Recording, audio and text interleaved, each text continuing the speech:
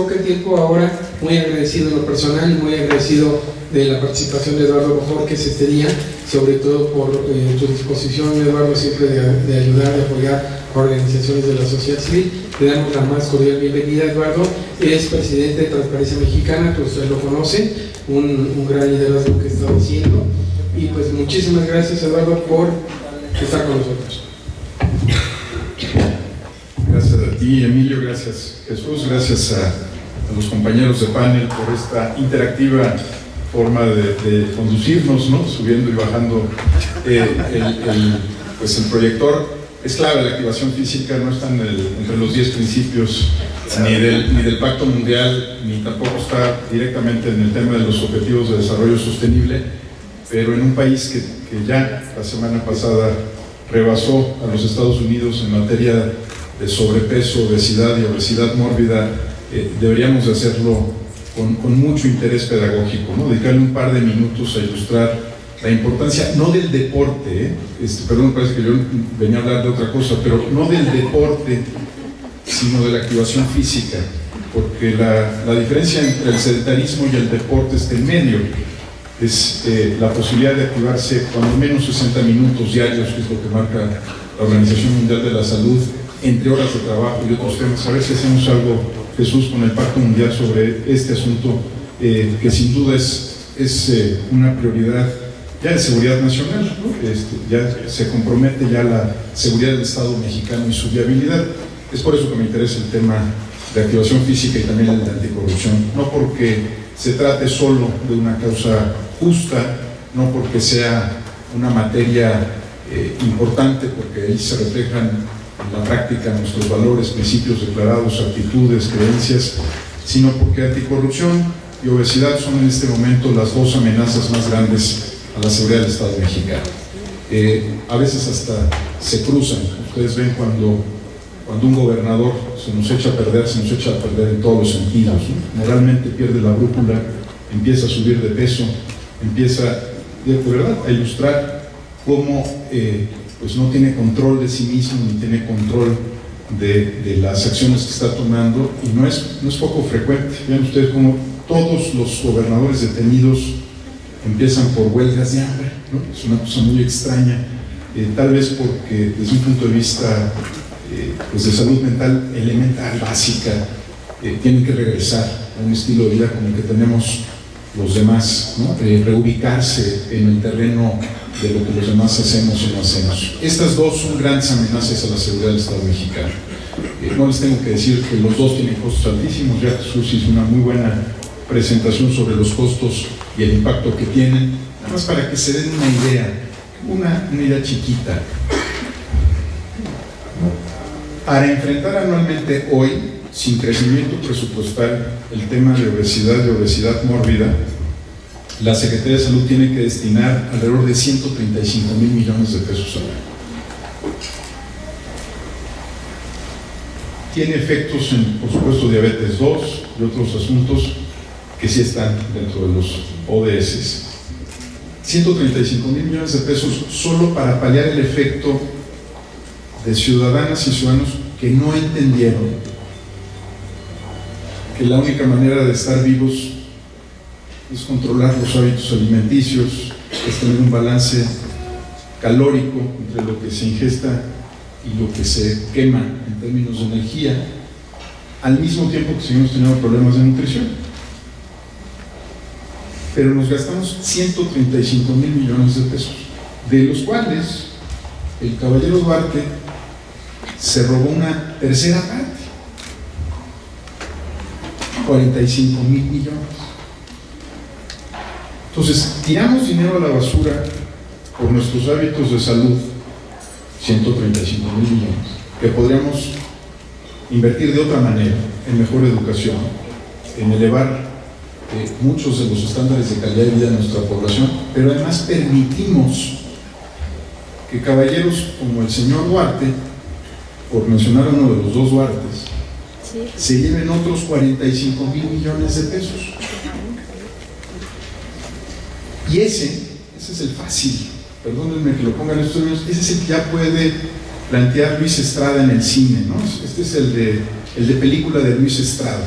que es robarse dinero del cajón, sacar la pistola y la cajita de puros, ¿no? E ir extorsionando a la población. Esta es la fácil. Muévanse tantito más allá en el Golfo, lleguen al Caribe, y se van a encontrar con que el otro caballero, el caballero Borges, se robó la costa completa de Quintana Roo para siempre. Yo no sé cuántos ceros tiene eso, Jesús, pero son más de 45,000 millones de pesos, sin ninguna duda. Son 8,500 expedientes irregulares los que ha detectado el gobernador Joaquín alrededor de la venta de la Riviera Maya de forma irregular. Yo sé, ustedes están en el sector privado, yo estoy en la sociedad civil, yo no sé cuántos ceros es eso.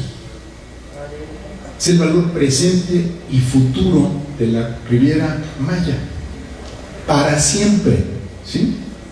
No se robó el dinero de un año del presupuesto, se robó él y su red de corrupción, que se ha llamado de manera muy clara los piratas de Borges, la costa de Quintana Roo para siempre, para siempre. Y nosotros lo permitimos, y nosotros lo normalizamos.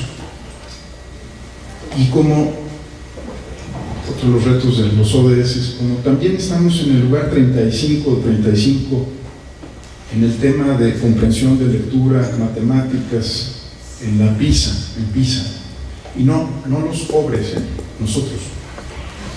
Si aplicáramos la prueba PISA en este salón, yo la repruebo, y probablemente algunos de ustedes también. Todos conocen la prueba PISA, ¿no? La prueba estandarizada que evalúa a México en términos educativos. Incluso sabemos que las escuelas privadas salen peor que las escuelas públicas. Vas al colegio más caro del país y reprueban la prueba PISA. Nosotros, que no sabemos hacer cuentas, ya lo dijo la OCDE, no nos estamos dando cuenta del costo económico de seguridad del Estado que tiene el tema de corrupción e impunidad en este momento para el país. No es un asunto, por supuesto, tiene una dimensión moral, ¿no? O ética. Me encantaría dejarlo ahí y que esto fuera un sermón dominical, pero no, es lunes a las 10 de la mañana y estamos hablando de desarrollo, y por eso creo que estamos aquí hoy.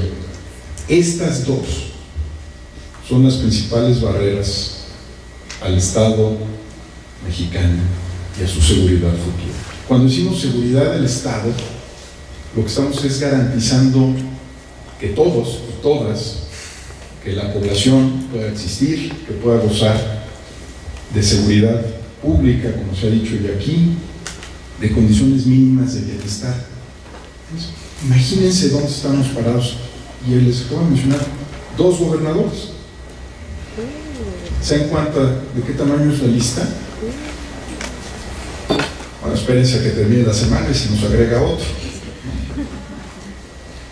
Llevamos 16 gobernadores en activo, 16 gobernadores en activo, o acusados, o bajo investigación, o bajo proceso judicial, o sentenciados, porque también la memoria es selectiva. Se nos olvida que el gobernador de Aguascalientes, el exgobernador de Aguascalientes, está cumpliendo una condena por corrupción, lo está haciendo en su casa, pero está cumpliendo una condena. El exgobernador Pablo Salazar de Chiapas también fue a prisión por el manejo del dinero de los desastres naturales de Stan, ¿no? En el caso de Chiapas. El gobernador de Sonora está detenido, su hijo ya salió liberado. También fue detenido un exgobernador de Baja California Sur. No es que no esté pasando nada, también hay mecanismos que van sobre algunos gobernadores. Lo que no está pasando, y creo que hay que recordarlo, es algo en lo que incluso el exprocurador Cervantes y yo coincidíamos públicamente. No estamos desmantelando las redes de corrupción que estos personajes encabezan. Una cosa es detener al exgobernador y otra es desmantelar la red de corrupción que sembró.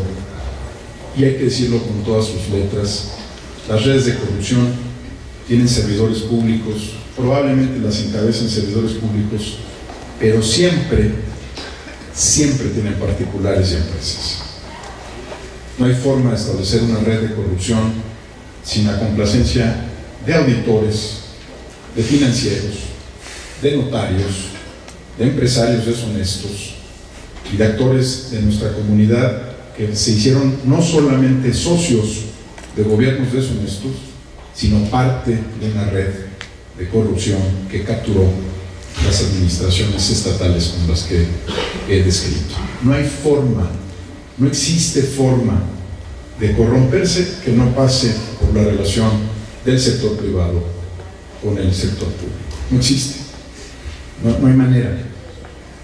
O es un jefe de familia en el muy trillado, yo diría que ya deberíamos dejar de lado, ejemplo del policía de tránsito, o es la red de corrupción del gobierno de Quintana Roo.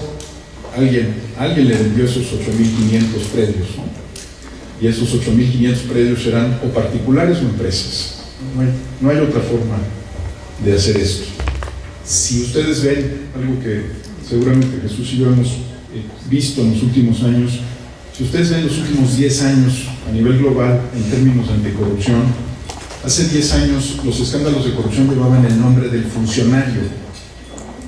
El último, en el caso de México, que llevó el nombre del funcionario y solo del funcionario, fue el caso de Néstor Moreno en CFE, que por fortuna ya está cumpliendo una sentencia de 8 años de corrupción. Era el número 3 en la estructura de orden de CFE.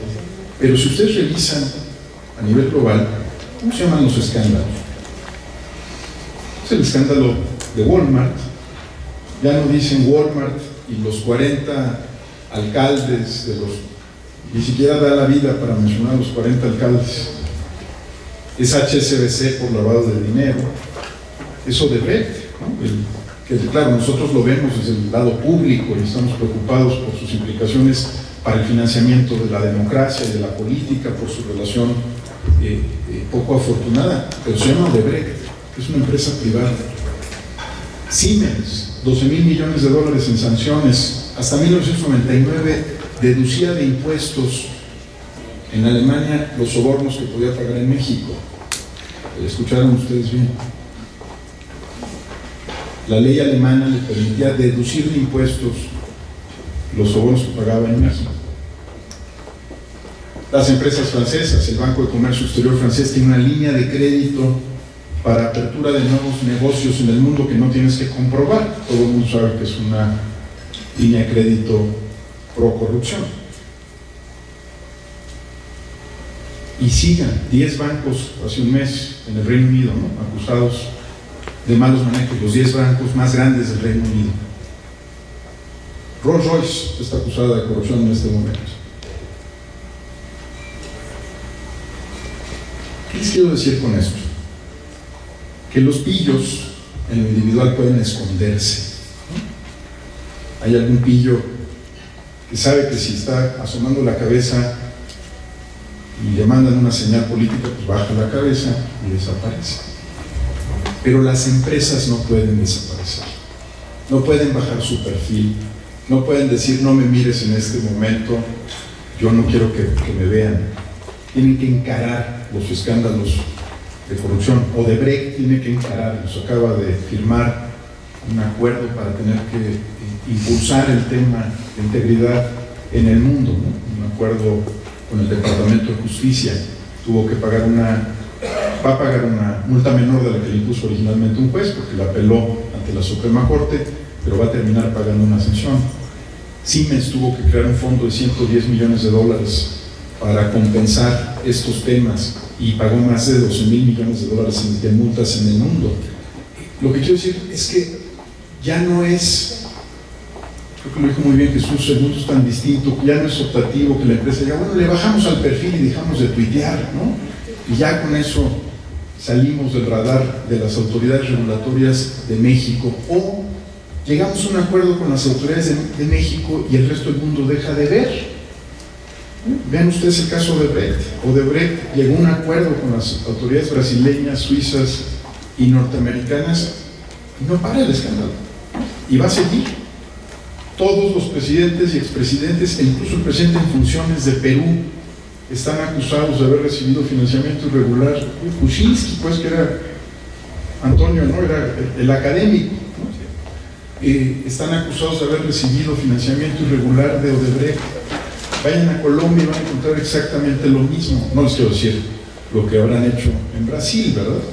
De lo que fueron capaces de hacer en Brasil. País tras país, Dominicana, ¿no? La gente está en las calles por el caso de Odebrecht. Las empresas no pueden esconderse, tienen que dar la cara, tienen que poner la casa en orden, tienen que transformarse y tienen que pasar, lo dijo muy bien Jesús, de la palabra a la acción, ¿no? Tienen que pasar de las declaraciones de principios a las acciones concretas de forma correctiva. Este lunes por la mañana los quiero poner extraordinariamente tristes, sobre todo porque ustedes trabajan en el sector privado y tienen que regresar a cambiar esto que acabamos de describir. ¿Cuál es la buena noticia del lunes por la mañana, la que nos permite mirar al bosque de Chapultepec con un enorme entusiasmo? Que voy a ir a la casa. Bien, está allá. Es que hay un grupo de niños héroes. Yo creo que ese es el motivo de esperanza. Hay un grupo de niños héroes. Yo creo que lo que distingue en este momento a la sociedad mexicana, que no la distinguía hace 10 años, es algo que nos lleva a pensar en Shakespeare, ¿no? No sé, a mí me encanta esta frase de Shakespeare. Es muy chiquita, sale en todas las películas y entonces es muy fácil de recordarla. ¿Se acuerdan que Shakespeare decía algo huele mal, muy mal en Dinamarca, en alguna de las obras? ¿No? Los momentos duros de la vida política europea, Shakespeare, por supuesto, estaba del lado de los británicos y estaba en contra de los daneses y los nórdicos.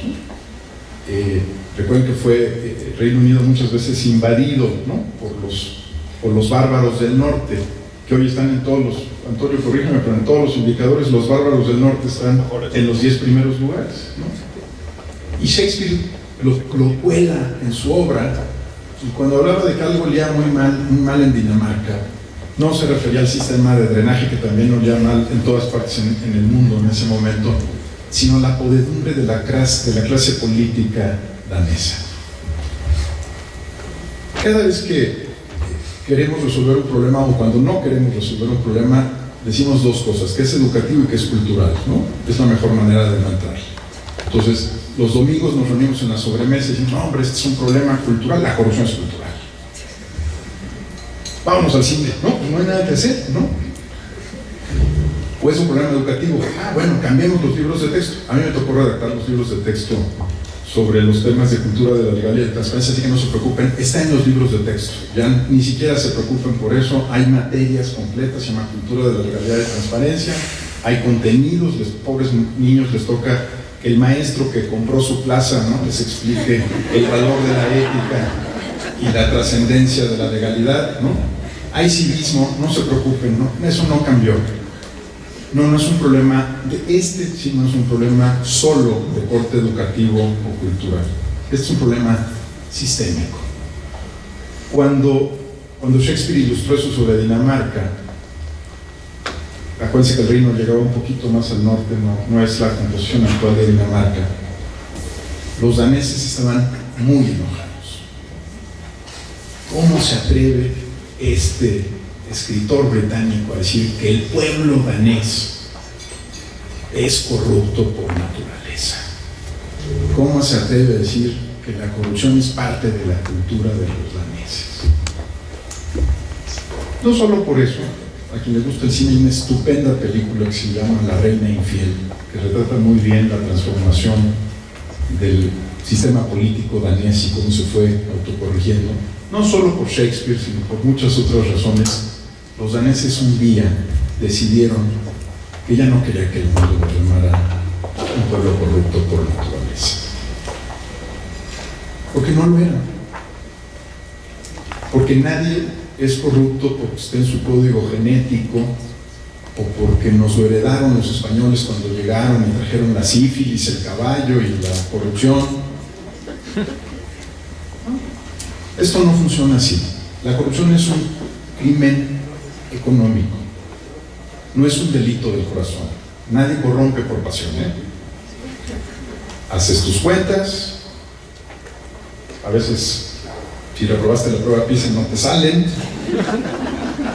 haces tus cuentas, calculas qué te conviene y te metes a un ejercicio de corrupción.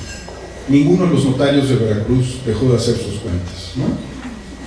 Nadie dijo, me van a pagar como notario, voy a crear 150 empresas fantasma, las empresas no van a existir, pero quedo bien con el gobernador y entonces me van a dar otra notaría porque ya tengo un hijo que tiene más de 25 y acaba de terminar. Haces cuentas, ¿no? Así funciona la corrupción. No es un asunto pasional, ¿no? No es, ay, wow, yo no puedo evitar, tengo que corromper a esa policía, es un acto de amor. Haces cuentas y las haces muy bien. Nada más que haces cuentas solo para ti, no para la comunidad en la que vives. Tú la libraste, pero cada vez que corrompes a un policía, comprometes la seguridad de todos los mexicanos. Porque se acostumbran, ¿eh? Es pavloviano. Le vas dando sobornitos chiquitos y un día llega un capo y te soborna toda la policía municipal. Y cuando le digas, no, es que a los capos no, te va a decir, ¿y por qué a los ciudadanos sí en la carretera México-Acapulco y no a los capos que están metiendo trailers completos? Vas adiestrando, vas pavimentando el camino, vas convirtiendo esto, no es que fuera cultura, lo vas haciendo cultura, lo vas convirtiendo en una práctica regular y tolerada. Por eso es tan importante lo que hicieron los daneses, porque un día se pararon y dijeron, se acabó.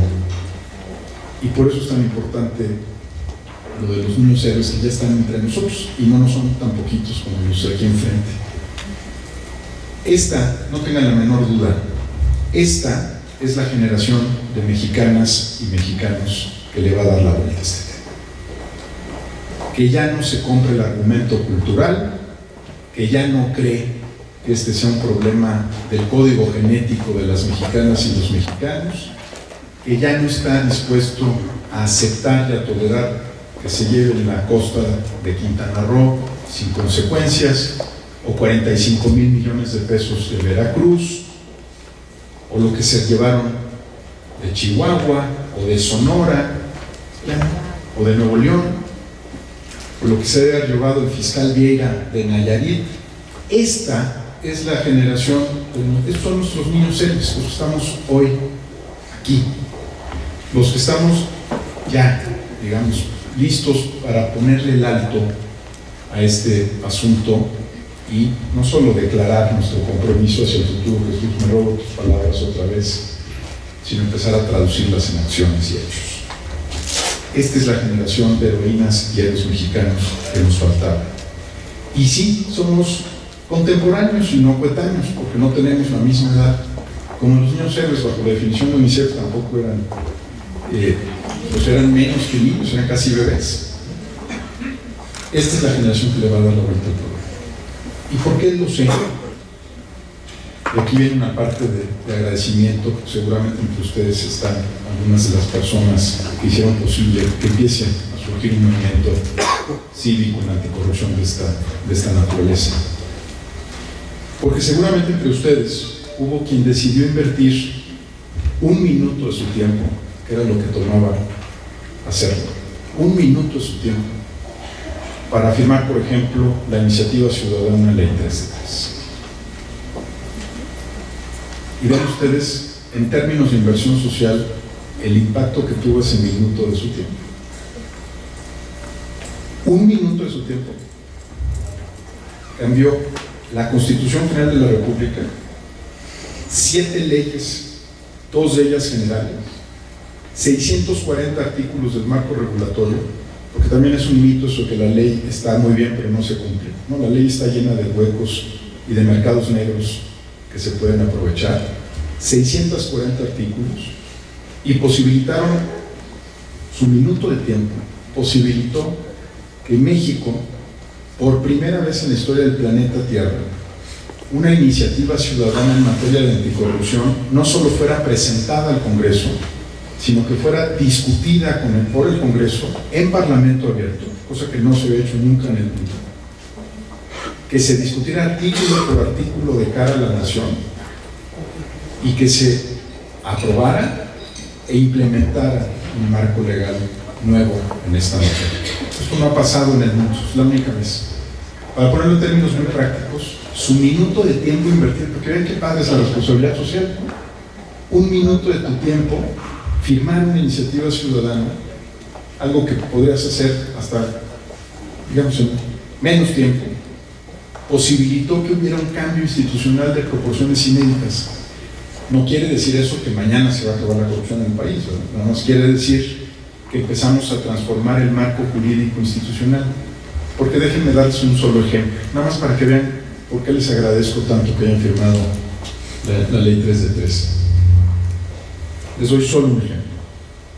Ustedes saben, antes de la ley 3 de 3, cuántas veces aparecía la palabra corrupción en nuestra ley, en el Código Penal o en la ley administrativa. ¿Alguna hipótesis? Aquí hay abogados. En todo nuestro marco jurídico, la palabra corrupción aparecía una sola vez, en corrupción de menores. Hablábamos y hablábamos de corrupción y decíamos que había que castigarla, pero no estaba identificada en el marco jurídico.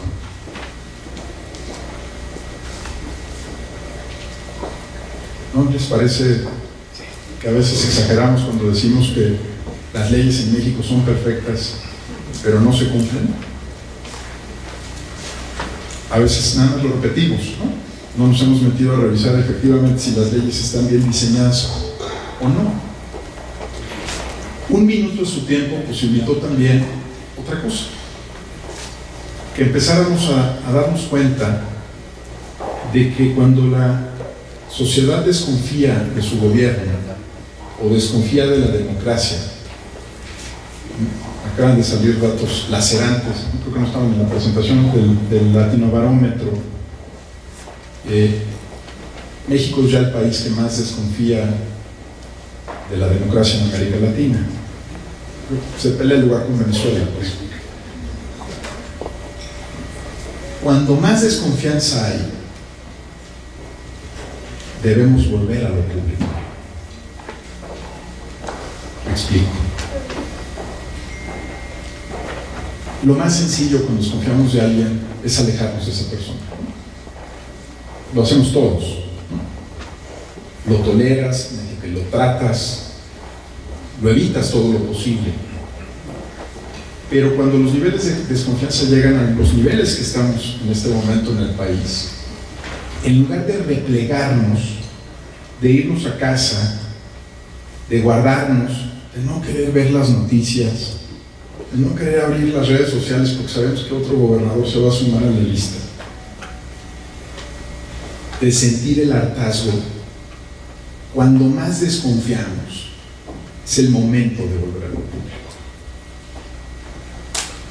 Hoy, y probablemente mañana van a haber noticias interesantes sobre este tema, hoy, por ejemplo, más de 300 organizaciones que van desde Polanco hasta la Sierra Negra de Puebla, estamos trabajando cosa inédita, juntos, el CCE, el Consejo Mexicano de Negocios, organizaciones de derechos humanos, pues de mucha trayectoria en las comunidades que están enfrentando realidades muy distintas a las que nosotros tenemos en este fantástico recinto. Hoy estamos trabajando para impulsar una reforma al artículo 102 de la Constitución y dotar al país de una Fiscalía General no solo autónoma constitucionalmente, sino independiente de cualquier interés que no sea el interés público. Esto va mucho más allá de quién es el procurador o no. Se trata de construir instituciones. Mientras menos confianza haya, más tenemos que volver a lo público. No es una casualidad que lo que antes era un trabajo solitario, el trabajo de anticorrupción, hoy haya convocado al CCE, hoy haya convocado a Coparmex en todo el país, hoy haya convocado al Consejo Mexicano de Negocios. Hace 10 años eso hubiera sido impensable, hablar del tema, ¿no? Y cuando escuchas a Juan Pablo Castañón o a Gustavo Debes decir la mitad del problema de la corrupción somos los empresarios y es el sector privado, y la mitad de la solución también, te das cuenta de que tenemos muchas razones para sentirnos animados de lo que viene.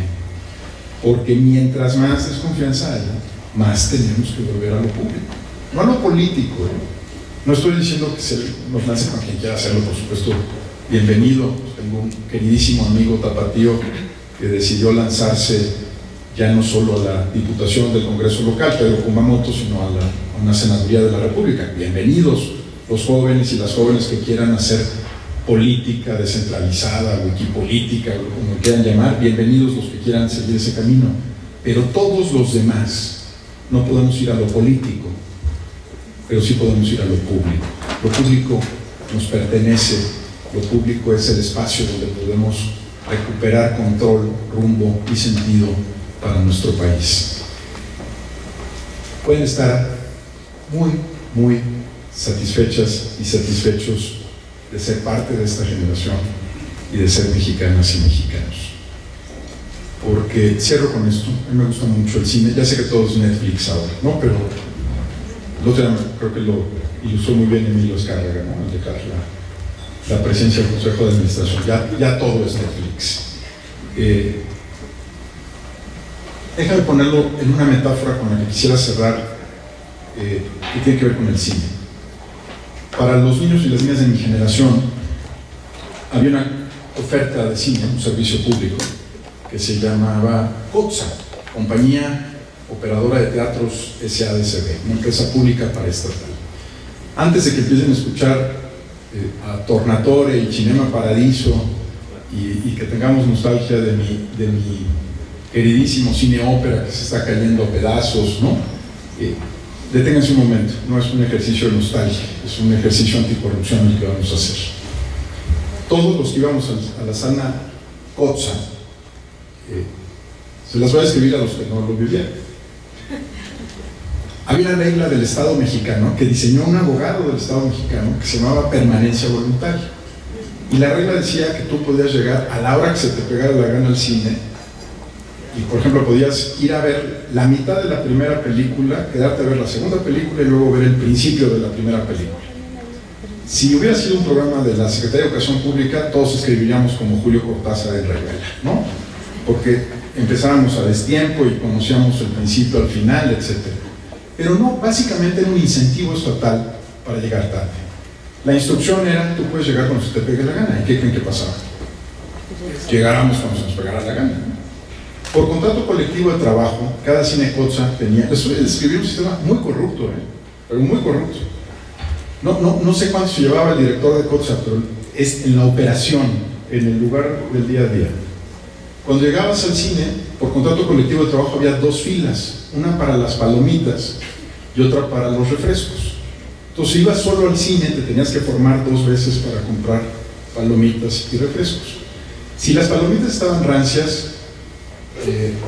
confirmabas que estabas en un cine COTSA, ¿no? Ese era el indicador. Efectivamente estoy en un cine COTSA. Entrabas a la sala de cine y día de estreno, no les quiero decir, perdón, me da hasta pena contar esto, pero el día de estreno era un día de Santo Tomás de Aquino, porque todos los que íbamos al cine íbamos a confirmar que Superman seguía vivo, porque la película se había estrenado 2 años antes y cuando nos la presentaron ya sabíamos que Superman se salvaba, ¿no? Solo queríamos confirmarlo con nuestros propios ojos. 2 años después veíamos la película. Si el día de estreno te sentaban en el piso, en las escaleras pegajosas, con varias especies animales cruzando por ahí, si te sentaban en el piso, le dabas las gracias a tu mamá y decías, qué buenos lugares conseguiste, ¿no? En fin, seguramente extrañarán algunos esta rutina francesa que teníamos, que era la de anunciarse al entrar al cine, ¿no? Como en la corte francesa con el consabido, ya llegué, ¿no? Entonces entrabas y decías, ya llegué. Los que estábamos dentro de ese cine un cine muy corrupto. Pensábamos que así era el cine. ¿Sí? Y que era, todos tendrán algún equivalente de la tía Eduviges, ¿no? Y que era un problema de la mexicanidad. La tía Eduviges, que si había ido a Nueva York, a Broadway, y que había ido a París, decían: hijo, es que las palomitas están calientes en Broadway porque son neoyorquinos, nosotros somos mexicanos. Y en París todo funciona bien, pues porque son franceses. El cine es diferente porque son franceses. La gente va en metro al cine, regresa a su casa, camina por los campos elíseos. Nosotros somos mexicanos. Por fortuna, el síndrome de la tía Eduviges se le presentó a dos queridos amigos en el sector privado. Pues cierro con el sector privado: Miguel Ángel Dávila en Cinemex y Alejandro Ramírez en Cinépolis. A Miguel Ángel Dávila en Harvard, en el MBA, lo que le respondió su sinodal fue que no se podía cambiar el cine en México porque los mexicanos teníamos una cultura política parroquial. Siempre iba a haber cines tipo Kotza. La gente iba a entrar, los iba a ensuciar, los iba a vandalizar, les iba a hacer daño. Y le dijo: mira, tu tesis es muy buena, tu caso pues, es muy bueno, te llevas el grado del summa cum laude, pero no vuela, porque vas a tener que cambiar una cultura. Alejandro Ramírez, que venía de Naciones Unidas, trabajaba con Fukuda en el informe de desarrollo humano, le tocó por razones biográficas dirigir Cinépolis. Y decidió meter una sala tipo estadio, la primera del país, en Tijuana, ¿no? En un lugar donde culturalmente las condiciones son muy duras, ¿no? Uno diría: ¿por qué empezar en Tijuana? ¿No? Empieza en Altavista, ¿no? Es mucho más fácil. ¿Saben cuánto tiempo les tomó reformar el cine en México? Ese cine que les describí, ¿en cuántas semanas cambió la conducta de las y los mexicanos? Oye, les di una pista, fue en semanas. Eso quiere decir que fue menos de 52. Miren, como ustedes lo financiaron y ustedes lo vivieron, deberían de saberlo, porque ustedes pagaron por la reforma de los cines en México, ¿no? 2 semanas. En 2 semanas, la primera semana fue una de queja, ¿no? ¿Por qué cuesta 400% más el cine? ¿No? Ese fue el comentario en todas las mesas. Son millones de personas las que van todavía al cine cada fin de semana. Y la siguiente semana fue: ¿me traes otras palomitas? ¿Por qué? Lo que hicieron fue muy simple. Deconstruyeron cada uno de las reglas que no funcionaban de un sistema que no funcionaba, lo cambiaron en términos de incentivos y reglas, y los mexicanos y las mexicanas se ajustaron como finlandeses a los sistemas que funcionan. Nadie, salvo yo contando esta historia, extraña el cine Kotza y dice: yo quiero mis palomitas rancias. A mí lo que más me gusta es ese sistema que dejamos atrás, siento nostalgia, yo soy de la escuela de Milton y El Paraíso Perdido, quiero regresar a ese cine. En 2 semanas, nosotras empezamos a llegar a tiempo al cine. Hoy nos echamos 15 minutos de anuncios. Traten de prender un celular a la mitad de la función y van a ver lo que es presión social, ¿no? Desmantelamos un sistema de alta corrupción en 2 semanas.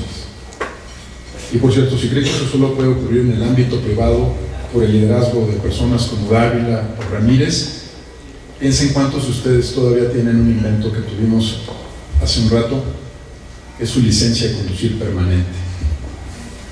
Revísenla, si la siguen atesorando, acuérdense que no tuvieron que pagar un soborno cuando un año antes era un repartidor de lana.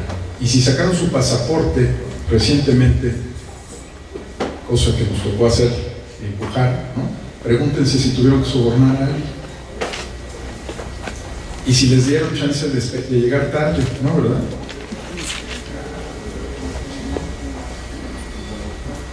Los ciudadanos del mundo nos adaptamos a los sistemas que funcionan. Nadie extraña el asiento mullido del Suru 2, 3, del taxi de la Ciudad de México. Todo el mundo, el que se ha subido un Uber, no extraña el asiento mullido.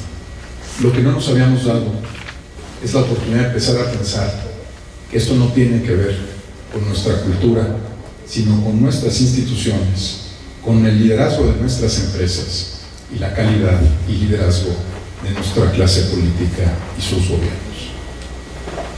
México funciona muy bien con Uber, con Cabify, hay tragedias y lo lamento, pero las mismas que tenemos con otros tipos de temas. El pasaporte puede salir sin corrupción, la licencia de conducir, el cine puede cambiar. Lo que faltaba ya está aquí. Es la sociedad, las mujeres, los hombres, los jóvenes, que decidieron que esta es la generación que le va a dar la vuelta a este tema. Muchas gracias.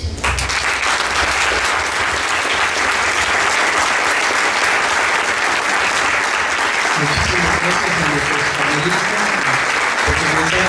Jesús, te pedimos si fueras tan amable de entregar los diplomas a nuestros participantes y también las amigas Gaby, por favor, si pasan a dar un obsequio para cada uno de ellos.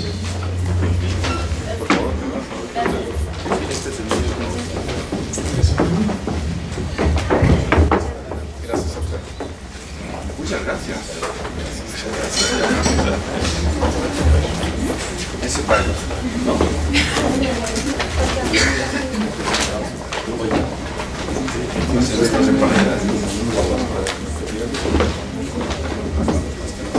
y este te lo entrego yo. Gracias. Yo tengo el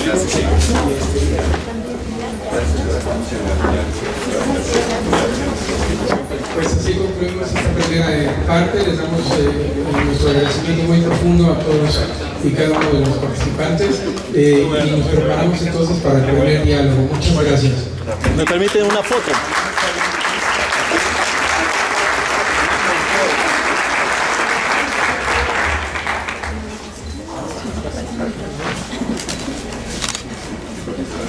Nada más.